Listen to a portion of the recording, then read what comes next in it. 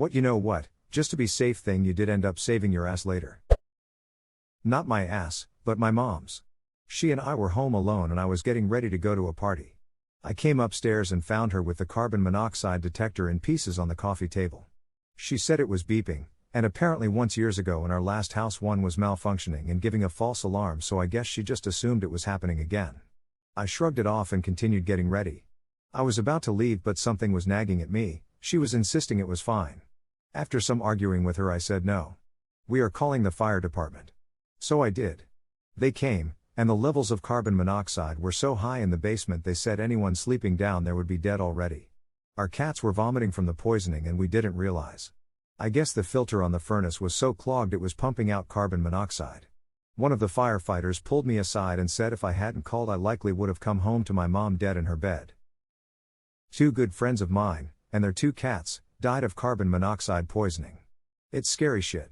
Good on you for looking out for your mom. I'm so sorry about your friends, and their cats. That's awful.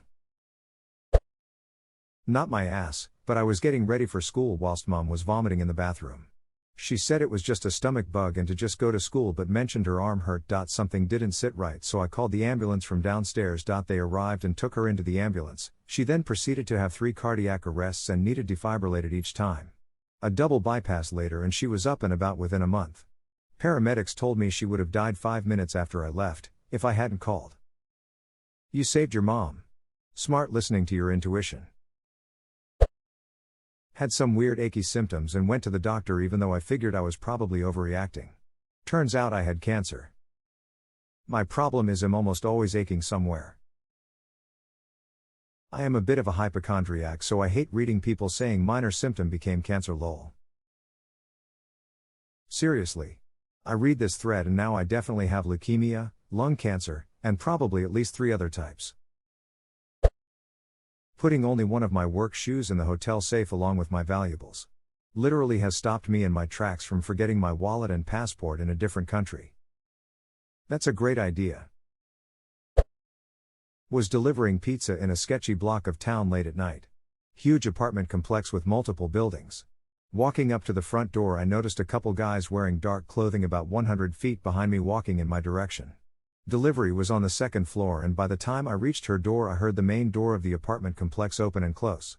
She used a CC for the order and tipped in cash, so when I was putting the receipt into my bag, where I kept my cash, I actually pulled the rest of the cash out and stuffed it into my inner jacket pocket just to be safe, leaving just the change I had that night in the bag. Started to head down the stairs back out to my car and 2 guys jumped out from behind the stairs and the one had a gun pointed at me and told me to give them the money. I quickly handed them my bag filled with quarters and they took off towards the back entrance of the apartment complex. I never ran so fast in my life back to my car. I wanted to make sure I was as far away as possible before they realized they robbed me of $3.50 in quarters. I used to be a shift manager at a pizza place and I refused to send my drivers to certain areas at dusk night because of this. I'm just glad you made it out safely. I once had to explain to a guy that the motel he was staying in, despite being 1 mile from the pizza spot, was not a location we'd be sending drivers, due to its reputation. He got pissed, swore at me, and even threatened to come down there. Like yeah, exactly my point. Also, if you come down here we can definitely make you a pizza. God, that place sucked. $5 breakage insurance on a rental surfboard.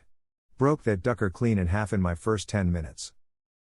I wonder if it was a ploy by the rental business knowing their boards were liable to break and therefore make more money on customers without insurance. I would dare say the money made from people using and returning the board in the same condition whilst paying the $5 for ease of mind would outweigh the insurance claim when they can just pay $300, or whatever price surfboards are, to replace the one that will inevitably break over time.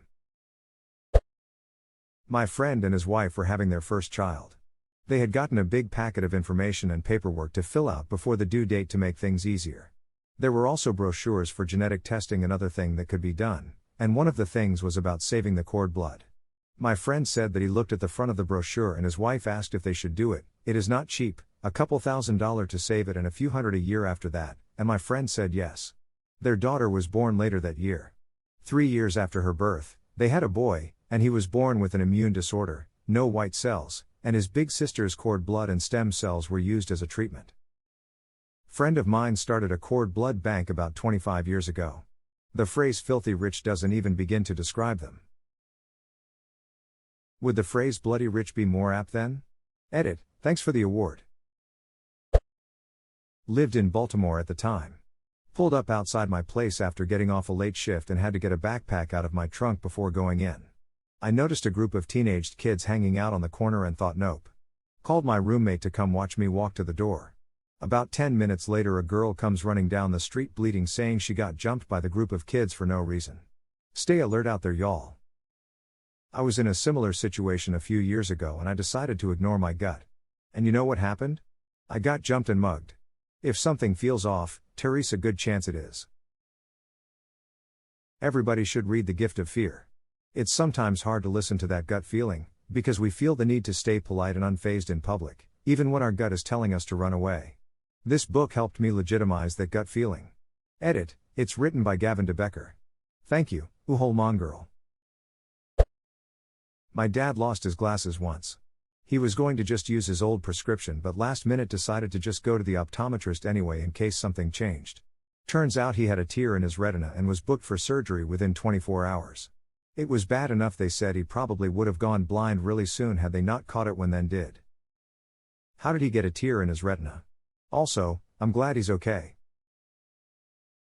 When you're short-sighted it's because your eyeball is not the right shape, it's not a ball, it's an egg shape, and the more short-sighted you are the more out of shape it is. This stretches the retina and it can just tear by itself. It's something like people generally have a lifetime risk of 1 in 100,000 of it happening but past a certain prescription it's 1 in 1,000.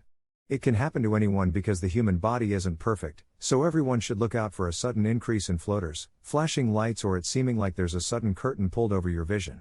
These are signs of retinal detachment and you need to go to the emergency room immediately as there's only a small window, I've been told 24 hours, in which they can try to fix it otherwise you'll lose vision in that eye. This PSA brought to you by my ridiculously shit vision and every optician I've interacted with in my adult life.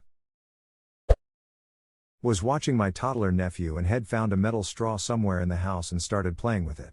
He was just tapping stuff and waving it around, but had just read a story on Reddit about a woman who got completely ducked up by a metal straw when she fell and it impaled her face, so I took the metal one from nephew and gave him a soft, squishy silicone one to play with instead. I'm not exaggerating when I say less than 5 minutes later, he fell like toddlers do and I saw the silicone straw all smushed into his cheek. I had to just sit for a while after that, lol. I have an irrational fear of getting stabbed in the eye with a straw. I'm cautious with fast food straws in the car. Whoever invented the steel straws is a psychopath. I spent $25 on a set of silicone straws and I use them every day without fear. Smile. Duck, I've been using glass straws like an idiot, imagine one of those breaking in your mouth.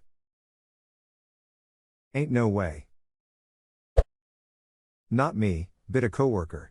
Was trying to separate some railroad ties with a crowbar as part of his yard work for the day and when it popped a nail flew and embedded itself in one of the lenses of his safety glasses he threw on because he had them for work. He keeps them on his desk as reminder. Is not just for the workplace folks. Learned my lesson while using my weed whacker. Piece of debris hit me in the eye, took a couple of days for it to feel right again. I used to work for a recycling company collecting old fridges and freezers and packing them in a lorry to take to London to the big recycling plant. Picking up fridges was heavy work and an average of around 135 plus fridges a day we'd collect and have to lift in Tothy lorry. I picked up a tall fridge and basically did a semi-throw to get it up into the lorry and a small shard of something flew directly into my eyeball. No safety goggles in a very dusty, dirty environment, so all day I was rubbing my eye as it felt sore and like something like dust was there, but no amount of washing with water or rubbing it helped. That night ended up going to emergency ward at the hospital and they look at said eyeball, which by now is bruised from my constant rubbing and liking worse for wear. After tests and having purple type dye put into my eye, they said I had scratched my cornea with whatever hit my eyeball. They were talking about getting surgery to limit long-term damage etc., but gave me eye drops and a topical cream and said to return in a few days for follow-up. Luckily that helped healthy eye and they said no more damage etc. and to finish eye drops and use safety goggles. I was very lucky and at 47 years of age still get 20/20 vision with eye tests. If there is safety equipment, use it. If there is safety equipment, use it. And if there isn't, insist on it, and refuse to do the job without it. They won't give it to you? Report M and walk off the job. Or if you really can't afford not to work? Bring your own.